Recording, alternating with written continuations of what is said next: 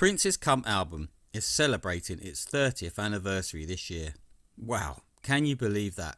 Where does the time go? Released on the 16th of August 1994, Come was the last album of new material by Prince to be released by Warner Brothers.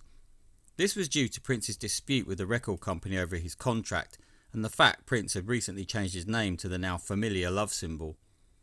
Warner Brothers would go on to release two other solo studio albums under the name Prince, the famous Black Album and the Vault, Old Friends for Sale, but these were considered old recordings, hence why Come was stated as the last new material recorded by Prince. Prince himself considered the Come album a contractual obligation and gave the album little to no support. Instead, he was more focused on getting the Gold Experience released. This whole period has become another one of those legendary Prince eras where he was creatively on another level, fueled by his dispute with Warner's and creating his new identity as the symbol. Prince was on fire. Most of the tracks on Come were recorded in 1993, except Race, which dated back to 1991, and Let It Go, the last track added to the final configuration, which was recorded in early 1994. Several configurations of the album were put together, and at one point the album was to be included into a 3-disc project called The Dawn. One configuration of the album submitted by Prince to Warner's interestingly left out a title track and instead opened with Poem, which was all one track before being separated out into segues on the final release. Following that was Interactive and Endorphin Machine, which would eventually find its home on the Gold Experience. The album closed with Strays of the World, which would eventually see the light of day on Crystal Ball. Warner's rejected this configuration and asked for the title track to be included along with The Most Beautiful Girl in the World.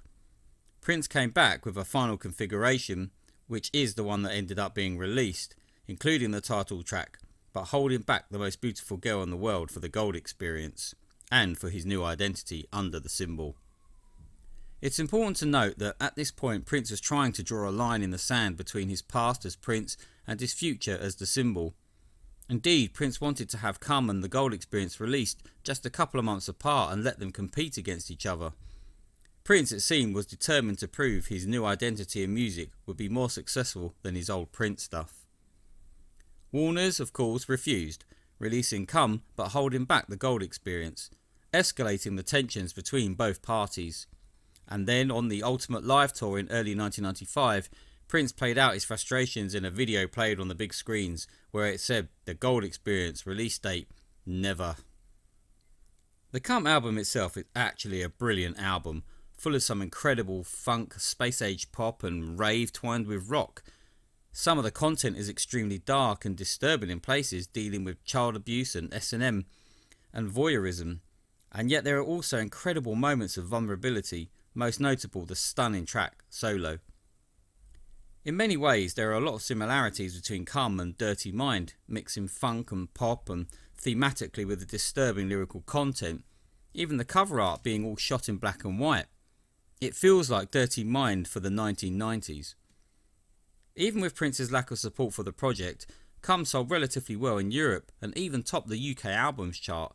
However, in the US it only managed to reach number 15 on the Billboard 200, his lowest position since 1981's Controversy album. But it did manage to reach number 2 on the Billboard R&B chart. Two singles were released, Let It Go, which charted at number 31 on the Billboard Hot 100 and number 30 on the UK singles chart, and Space, which failed to chart on the main airplay charts but did make it to number 71 on the Billboard Hot R&B Hip Hop Songs.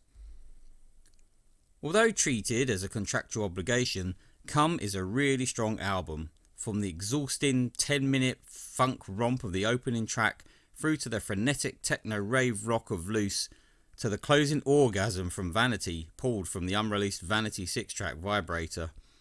It's full of incredible moments as Prince deals with sex, race, child abuse and tells his life story thus far in the lyrics to Let It Go. It's an album that stays with you and will keep you coming back again and again. Deeply personal in places, full of funk and fun in others. Come deserves its time to shine in the spotlight for its 30th anniversary, especially as it was largely overlooked and forgotten the first time around.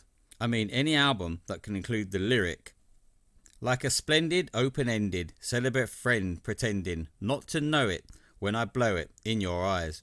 Like a strawberry, chocolate, Fender Jazz, mashed potato fuzz tone all over your thighs. Oh baby. Has to be worth your time. Come, you should do that, baby.